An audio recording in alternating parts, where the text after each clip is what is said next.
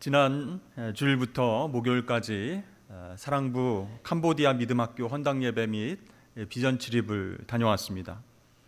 우리 선교사님과 동역하시는 우리 교장 선생님, 원장 선생님, 또 우리 리더들의 헌신과 또 영원 사랑을 확인하고 돌아오는 아주 귀한 시간이었습니다. 저는 문득 이런 생각이 들었습니다. 캄보디아 땅에서 하나님을 예배하고 신앙생활하는 것이 그분들에게 무슨 의미가 있을까, 이런 생각을 하게 됐습니다.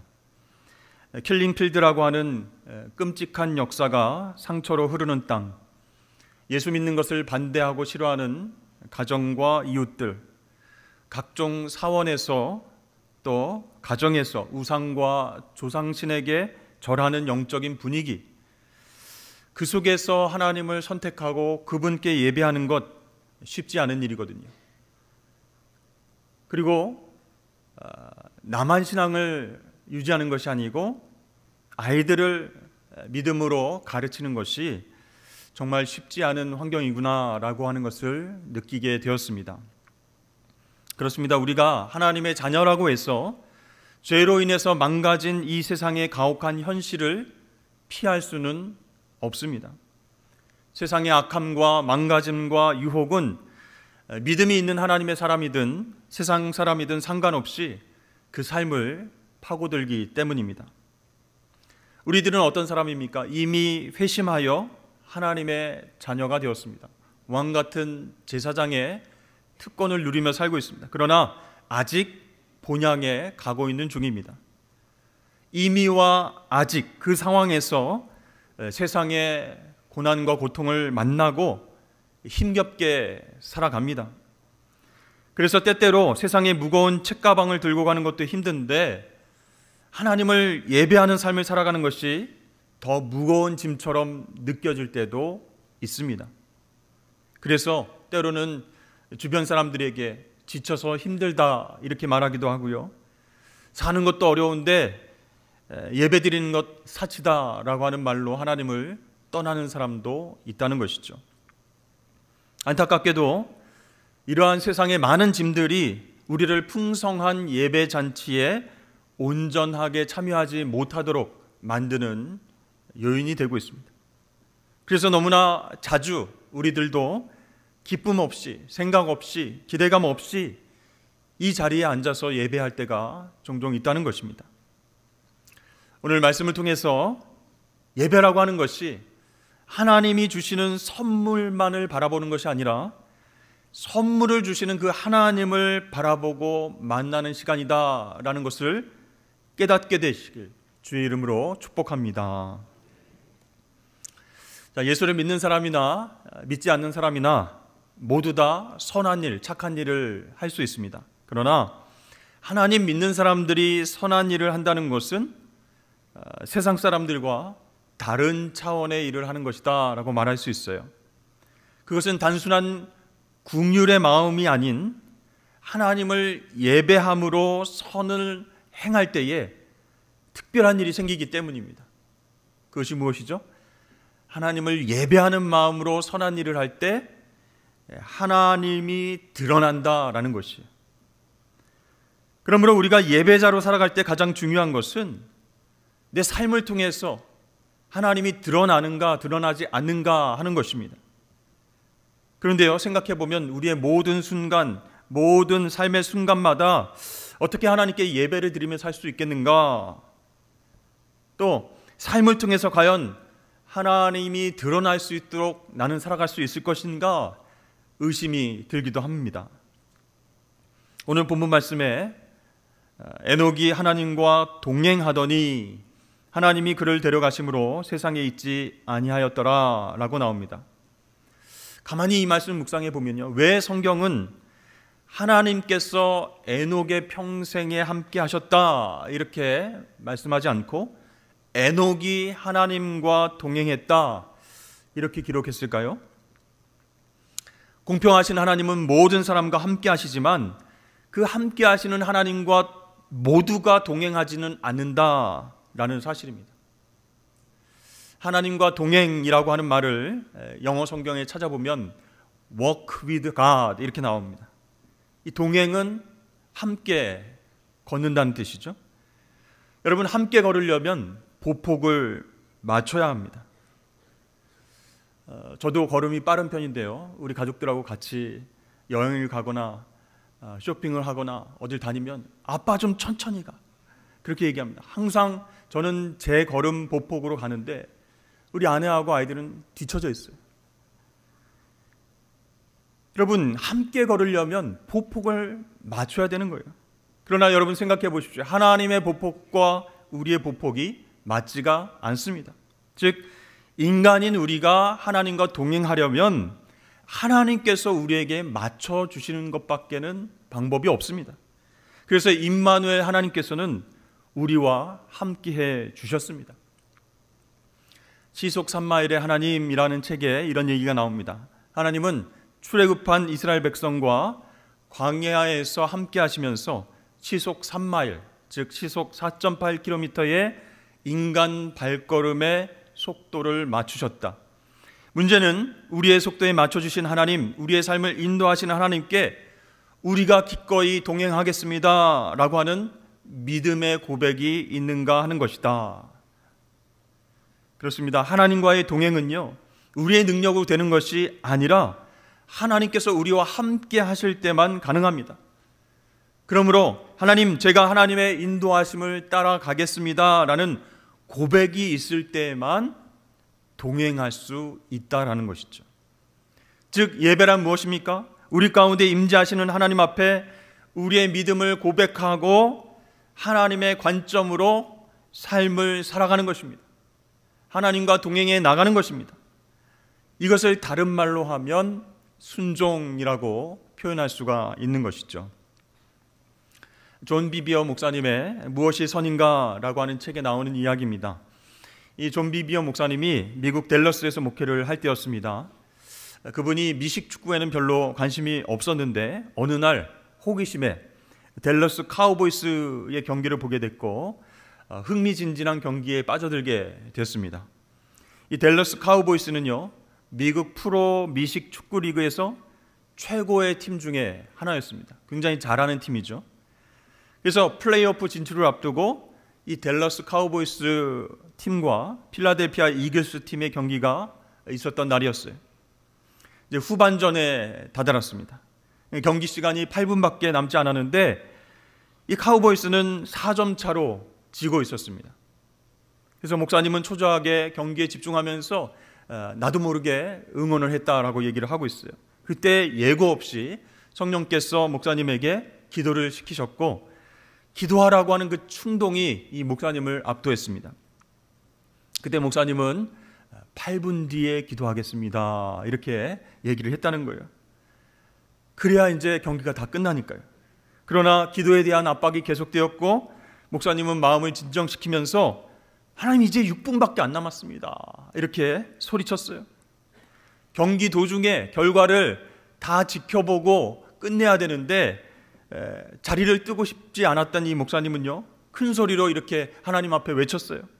하나님, 오늘 남은 시간 동안 다 기도하겠습니다. 하나님 원하신다면 제가 밤새 기도할게요 이렇게 말한 다음에 경기를 계속 지켜보게 되었습니다. 결국 댈러스 카우보이스는 그 경기에서 승리를 했습니다. 그 이후의 이야기입니다. 곧바로 텔레비전을 끄고 계단을 올라가 내 서재로 들어갔다.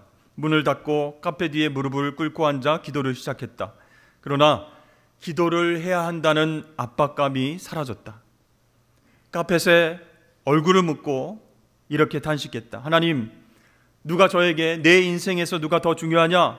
하나님이냐? 댈러스 카우보이스냐? 라고 묻는다면 저는 주저함없이 당연히 하나님입니다 라고 대답할 겁니다. 그런데 저는 방금 제 행동으로 누가 더 중요한지를 드러냈습니다. 하나님이 저를 필요로 하셨으나 제가 하나님보다 축구 경기를 선택했습니다. 제발 저를 용서해 주시옵소서.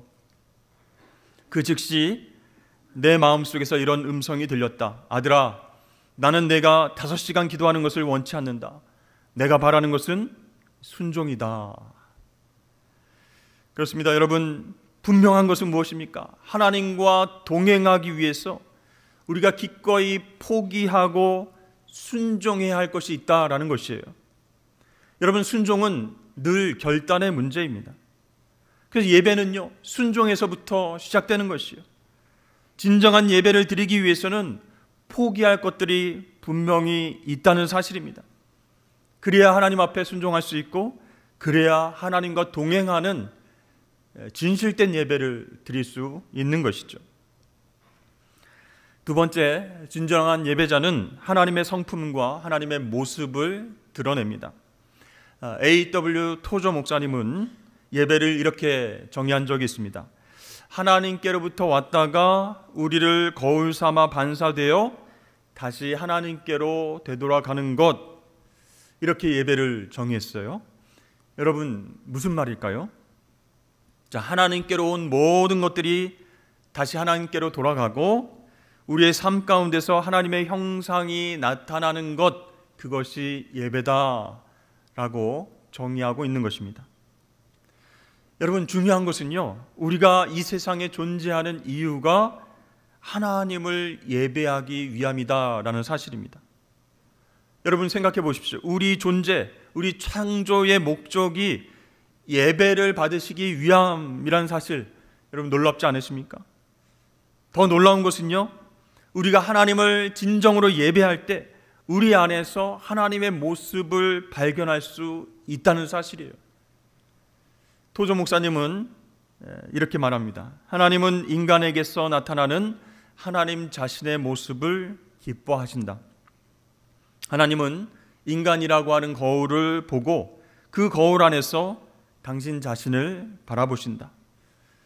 당신은 누구인가? 본래 당신은 전능자의 거울이 되도록 지음받은 존재이다. 당신은 어떤 존재인가? 당신은 전능자의 거울이다. 당신이 창조된 목적은 바로 하나님의 거울이 되기 위해서다.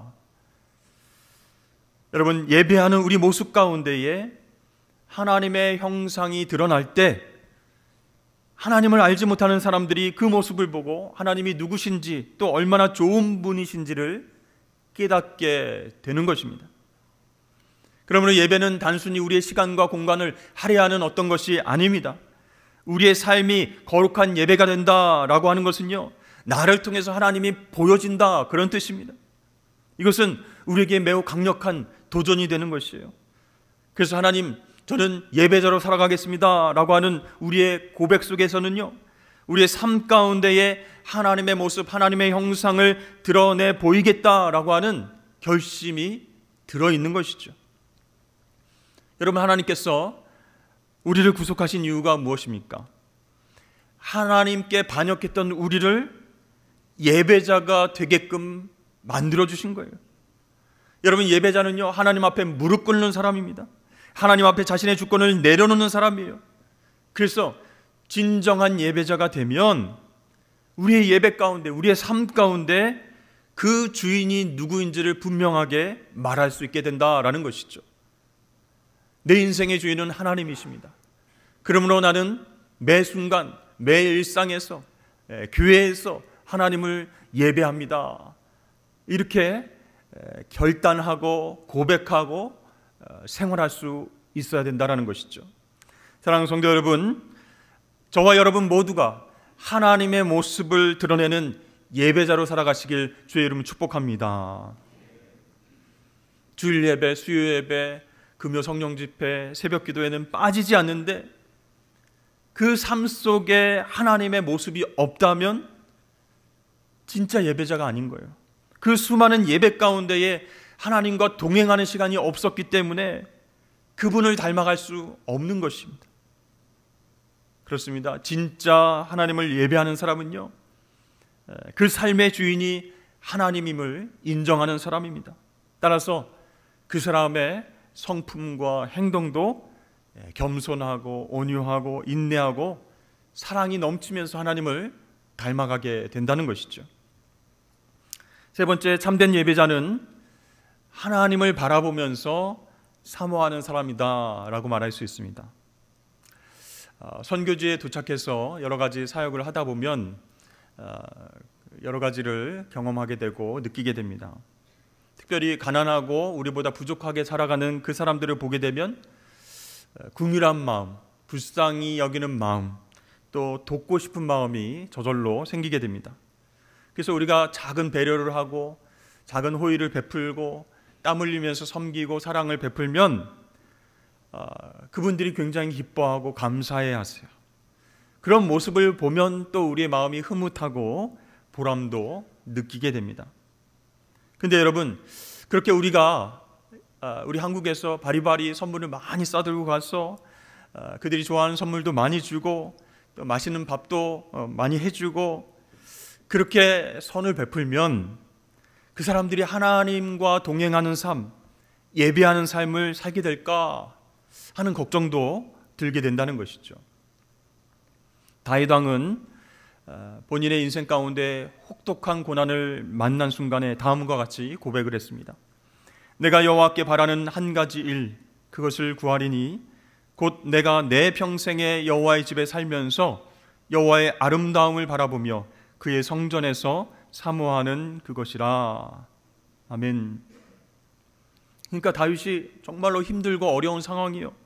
근데 이 다윗은요, 예배를 통해서 하나님의 아름다움을 바라볼 때에 이 세상을 이길 힘을 공급받는다라고 하는 것을 깨달았습니다. 그래서 지금 당장 원수를 없애주십시오. 지금 당장 먹을 것 주십시오. 지금 당장 부와 명예를 달라고 기도하지 않았습니다. 즉 다윗은요, 하나님의 선물을 바라보는 것이 아니라 선물을 주시는 하나님의 아름다움을 예배를 통해서 바라보겠다, 이렇게 고백하고 있습니다. 그렇습니다. 우리가 예배드리면서 하나님의 아름다움을 바라보게 되면요, 세상의 무거운 짐 때문에 흔들렸던 우리의 마음과 생각과 관점이 달라지게 됩니다. 이미와 아직 사이에 있는 그 삶의 고난들을 대하는 태도가 달라지게 된다라는 것이에요. 그래서 우리는 다윗처럼 하나님의 아름다움을 바라보는 그 예배를 사모해야 할 줄로 믿습니다. 그럼 여러분, 하나님의 아름다움을 바라본다라고 하는 것은 무슨 뜻일까요? 하나님의 그 찰랑찰랑한 머리 스타일, 눈, 코, 입이 정말 연예인처럼 정말 완벽한 대칭을 이루고 얼굴도 작으셔서 정말 빛나는 얼굴을 갖고 계시고 그런 아름다운 모습을 바라본 그런 뜻이 아닙니다. 여러분, 하나님의 아름다움은요, 우리를 향한 은혜와 사랑인 줄로 믿으시길 바랍니다.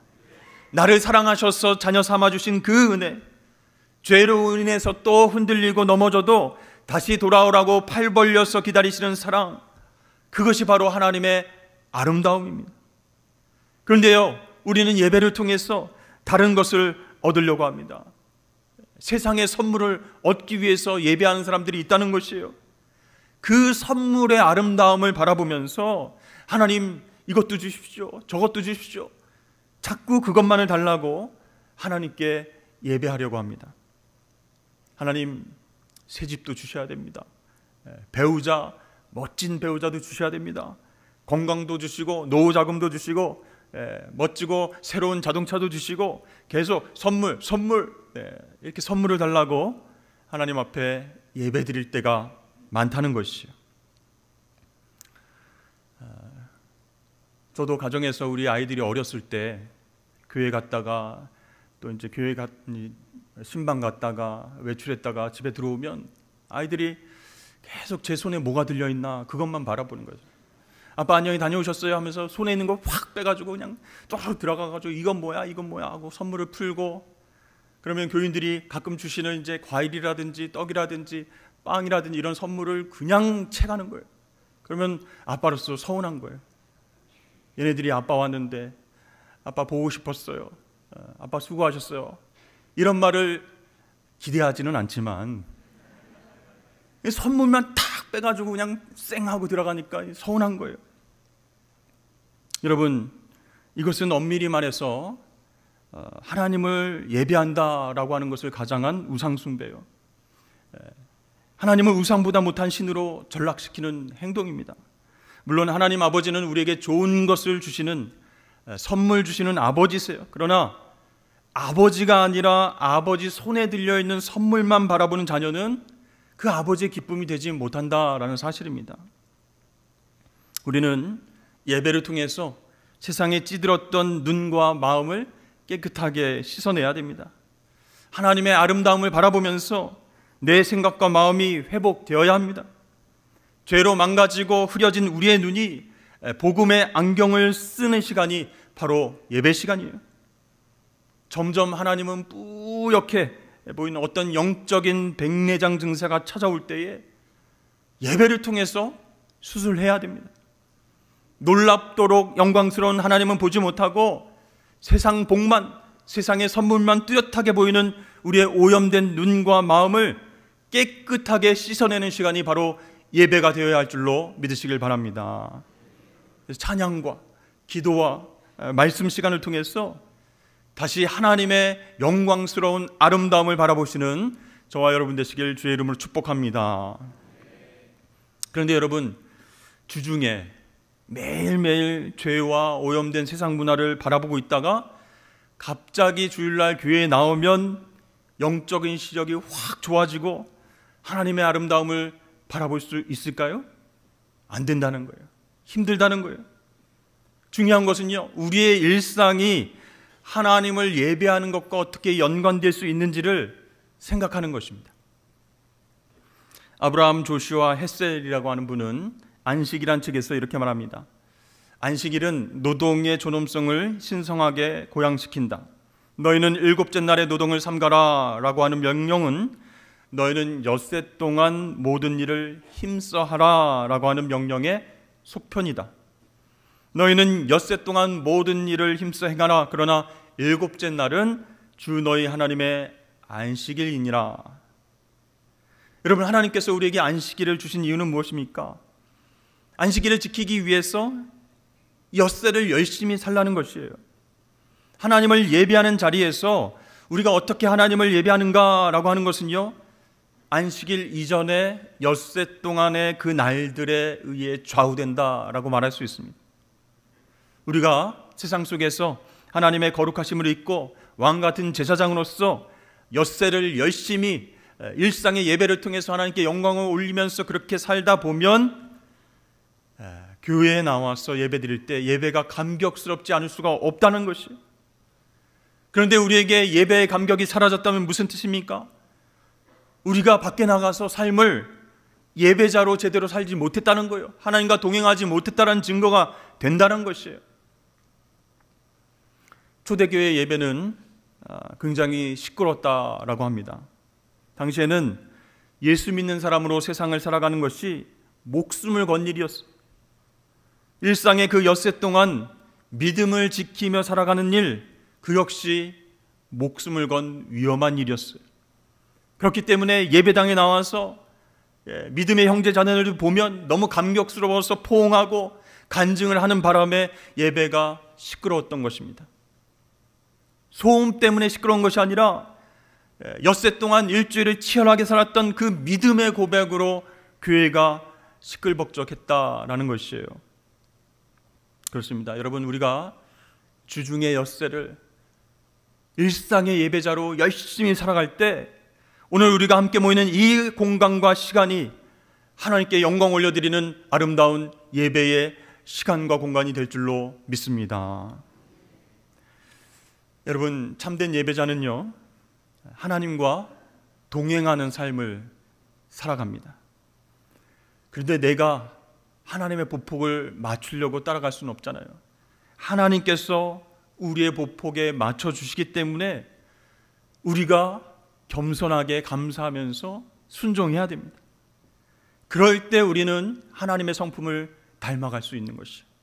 그리고 세상에 나아가서 하나님을 드러내는 삶을 살 수 있게 될 것입니다. 또한 주중에도 열심으로 왕같은 제사장으로서 예배자의 삶을 살아간다면 우리는 세상이 줄 수 없는 기쁨과 감사와 성숙의 열매를 맺게 될 줄로 믿습니다. 여러분, 그렇게 제사장의 특권인 예배를 통해서 매일매일 영적으로 승리하시는 저와 여러분 되시길 주의 이름으로 축복합니다.